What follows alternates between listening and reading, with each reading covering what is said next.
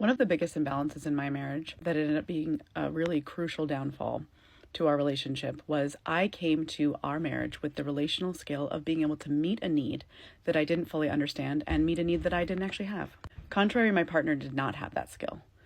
In order to meet a need or even be open to meeting a need, he had to fully understand it or have the need himself to justify why that need should be met.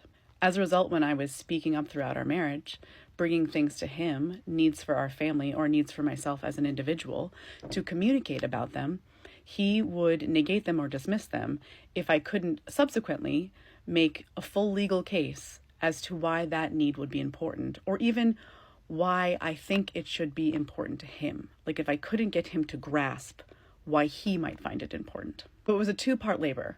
I had to find the exact right words to communicate the need, and then I had to find the exact right case. I had to make a case for it in order for him to listen. And if I couldn't make the case adequately, he would dismiss it. On the other hand, I came to our relationship willing and ready to meet the needs of people I loved. And the only ticket for admission for me to meet their needs was that I loved them.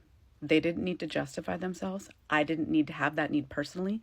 I didn't need someone to even fully explain it to me about why it was a need. If I could see for them that this is a need to this person, I would happily or joyfully meet that need if it was within my capacities to do so. This isn't to say I did that perfect all the time. Absolutely not.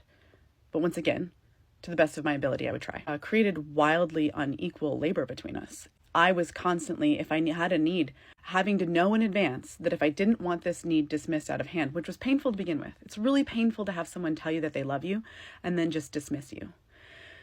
But I started to work really hard on, okay, if I'm going to bring this need forward, I have to, like a lawyer prepares for a case. I knew I needed to bring evidence.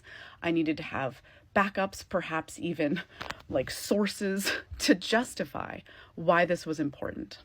And then even more painfully, after all of that, I knew it would still be just like a court case. He was going to be the defense, constantly putting me on the stand and interrogating me about why this was important. And if I couldn't lay out the evidence, he would still dismiss it. There was like nothing more demoralizing and painful to sit there and try to have to beg to have your own humanity seen in a place where there's a person claiming to love you more than they love anything else, which he would do. He's like, I love you more than anything else. And then within a day, we'd have one of these discussions where I'm sitting here laying out my court case and having him say like, denied. Big discussions we're having on our pages is so many men will come into our comment sections and be like, well, women just need to say what they need. They need to speak up for themselves. And what would often happen in our marriage was I would speak up for myself to the degree to which I was capable of it. And if I had the energy, I would try to make the court case for it. But when our kids were little in particular, I didn't have the time or energy to make a case.